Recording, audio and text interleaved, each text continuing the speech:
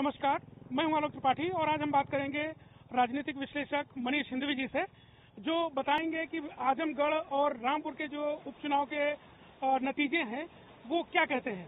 मनीष जी, जो अभी रामपुर और आजमगढ़ में लोकसभा के उपचुनाव हुआ और जो नतीजे आए उनको किस तरह से देखते हैं आप? बात की शुरुआत थोड़ी हल्की बातों से करी जाए। उपचुनाव हमेशा सरकार का माना जाता है, एक बात जो अमूमन लोग कहते हैं। दूसरी बात क्या है कि हम क्या निष्कर्ष निकाल रहे हैं। हालांकि दो जगह के चुनाव थे, दोनों सीटें सपा के पास थी, इसलिए महत्वपूर्ण हो जाती हैं। आजमगढ़ में मार्जिन ज्यादा नहीं है, अगर आप देखेंगे तो कई मायने आजमगढ़ से निकलते हैं। 14 के चुनाव में बसपा को 27% मत मिले थे, अभी 19 में लोग साथ मिलकर लड़े और अभी फिर 29% मिले, तो बसपा अपना मत प्रतिशत बढ़ा ले गई। इसका मतलब मुस्लिम जो मतदाता है वो शिफ्ट हुआ बसपा की तरफ। और आप अगर आप ध्यान देंगे तो विधानसभा के बाद मायावती जी लगातार दलित और मुस्लिम गठजोड़ पर काम कर रही हैं, ये लगातार इस बात को कह रही हैं। इवन आजम खां के मसले पर भी मायावती ने बार बार बयान दिए और ये भी समझा जा रहा है कि जब मायावती ने जो रामपुर से प्रत्याशी नहीं उतारा, वो भी कहीं न कहीं आजम के प्रति जो सहानुभूति है या आजम को एक मुस्लिम नेता के तौर पे देखा जाता है, वो सहानुभूति मुसलमानों को मिलेगी या मुसलमानों को जो एक मैसेज देने की बात कर रही हैं वो। आप देखिएगा कि थोड़ा जो ब्राह्मण पॉलिटिक्स वो कर रही थी वो कम किया उन्होंने, अब वो शिफ्ट कर रही है वापस मुसलमान की तरफ, क्योंकि उनको लग रहा अच्छा मुसलमानों में भी कहीं ना कहीं रेस्टलेसनेस तो है ही है।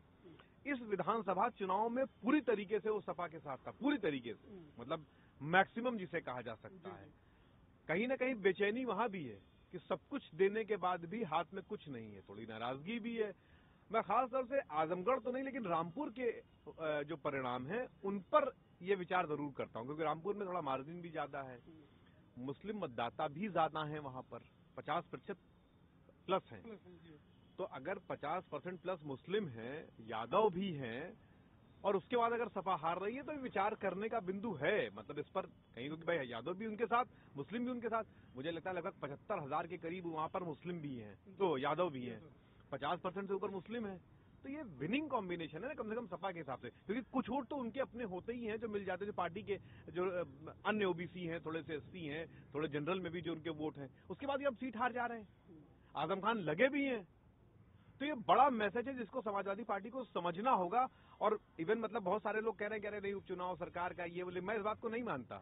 एक चीज बताइए, ये चुनाव जो है इसको अगर भाजपा के एंगल से देखें, देखिए आजमगढ़ में भाजपा प्रत्याशी 8,500 वोटों से जीता है, जबकि आप रामपुर में देखें तो वहाँ 45,000 से ज्यादा वोटों का मार्जिन है भाजपा के लिए।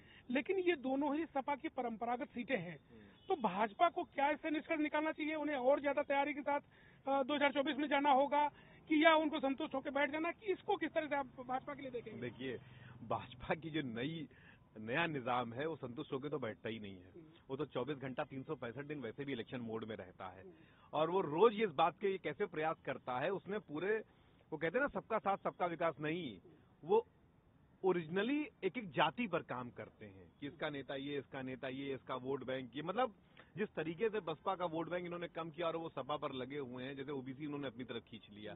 आप विधानसभा का चुनाव आपके सामने, 75% से ज्यादा ओबीसी उनके साथ है, एससी मैक्सिमम उनके साथ है, जनरल उनके साथ है, तो सब तो खींच लिया उन्होंने। तो वैसे भी इलेक्शन मोड में है, परंपरागत सीट पर सपा को उन्होंने हरा दिया। ठीक, मैंने आपसे एक बात और ये बात कही थी और मैं फिर इस बात को कह रहा हूं कि वो जो काम कर रहे हैं वो ऑपोजिशन लेस यूपी की तरफ ले जा रहे हैं, और मैं इसको भाजपा के बजाय अखिलेश के लिए खतरे की घंटी के रूप में देख रहा हूं कि उन्हें सतर्क और सजग होना पड़ेगा, क्योंकि भाजपा अपना काम कर रही है। वो ये अच्छा देखिए, जैसे नूपुर शर्मा वाले का भी कहीं ना कहीं प्रभाव था, जो तुष्टीकरण वो करते हैं हिंदू वोटों को पोलराइज करने के लिए, एक साथ रखने के लिए, उसका कोई वो नहीं है। वो एकदम सटीक मारक क्षमता के रूप में काम करते हैं और अपना रोक लेते हैं काम। बेचैनी मुसलमानों में है, और इस बात को देखना होगा कि 24 में लोकसभा के चुनाव में, क्योंकि यूपी का आदमी राजनीतिक रूप से बहुत जिसको कहिए कि एक फर्टाइल ग्राउंड पे रहता, बहुत सोचता विचारता है।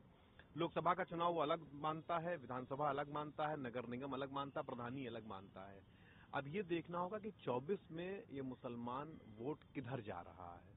हिंदू तो मैक्सिमम भाजपा के साथ है, मुसलमान किधर जा रहा है, और अगर वो सपा का साथ छोड़ता है, कहीं ऐसा तो नहीं वापस कांग्रेस की तरफ जाएगा। मतलब ये विचार करने वाला बिंदु होगा। बहुत धन्यवाद हमसे बात करने के लिए। ये थे डॉक्टर मनीष हिंदवी, जो बता रहे थे कि 2024 का चुनाव देखने वाला होगा और ये भी डिसाइड होगा इसी चुनाव से कि मुसलमान इस बार किसके साथ जाएगा। कैमरामैन विजय के साथ मैं आलोक त्रिपाठी, ईटीवी भारत, लखनऊ।